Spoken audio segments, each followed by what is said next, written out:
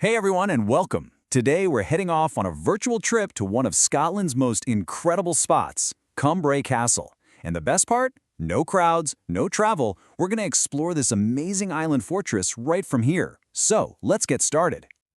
So, let me ask you something.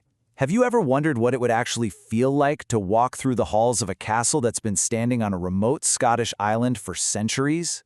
Well, that's exactly what we're about to do. We're going to dive into its history, its secrets, and, of course, the stunning scenery all around it. Okay, so our tour kicks off on the gorgeous Isle of Bute in Ayrshire. Just picture it, that fresh sea breeze, the incredible views opening up as we get closer. You'll see pretty quickly that this location is everything when it comes to the castle's identity. There's a reason they call this place the Island Fortress. And trust me, that's not just some romantic made-up title. Its position was super strategic, making it a serious stronghold back in the day. But it also just happens to have these absolutely jaw-dropping views of the Scottish countryside. Now that we've set the scene, it is time to turn back the clock. A long, long way back. Because before we step foot inside, you really have to get a feel for the centuries of history that are literally carved into these stones. This isn't just some old building, it's a whole saga.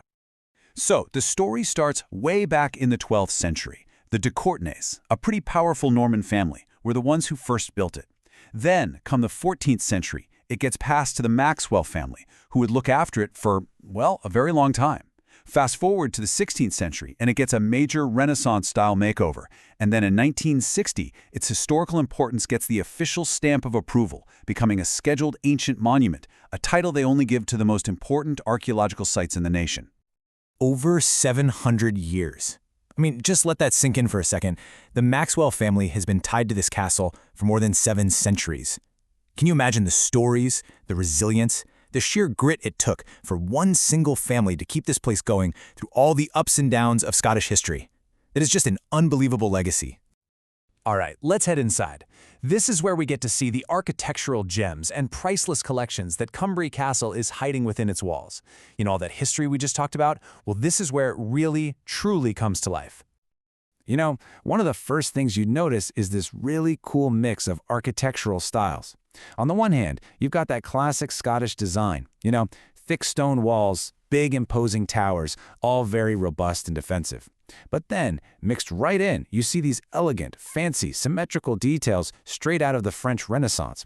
It's this wild combination that makes the castle so unique. Now, there are 2 spots inside that are absolute must-sees. First up is the Great Hall.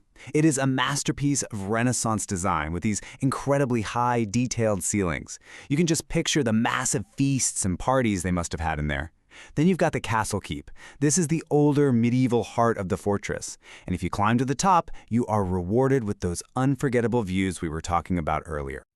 The castle is also kind of like a museum. It's filled with amazing art, antique furniture, and tapestries that really tell the story of the people who lived here. But what's even cooler, I think, are the historical artifacts. Actual coins, pieces of pottery, and even old inscriptions that were dug up right here on the grounds.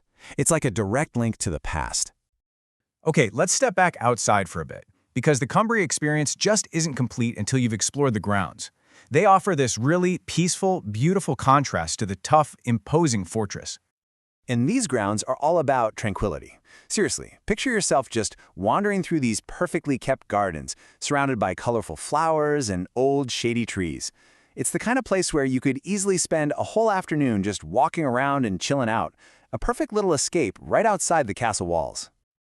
So, if you were actually there, what would a perfect day look like? Well, here's my suggestion. You'd definitely start with a guided tour to get all the amazing stories. Then you'd spend a good chunk of time exploring those beautiful grounds. After that, why not pack a picnic and relax on the lawn? And to finish it all off, you could pop over to the charming little town of Rothesay nearby for a pint or to check out the local shops. Okay, so for anyone who's been so inspired by our little virtual tour that you're ready to plan a real one, this next part is for you. Here is all the practical stuff you're going to need to know to plan your own adventure to Cumbrae Castle. First up, the price. And honestly, it's really reasonable.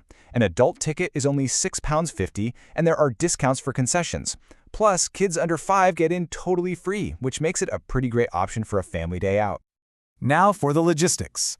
The castle's open every day, but but the hours are a bit shorter in the winter. Just a heads up, it's always a good idea to check online before you go in those colder months, because sometimes it might close. It's also awesome that the castle is wheelchair accessible, and if you're looking for a place to stay, the nearby town of Rothesay has got you covered.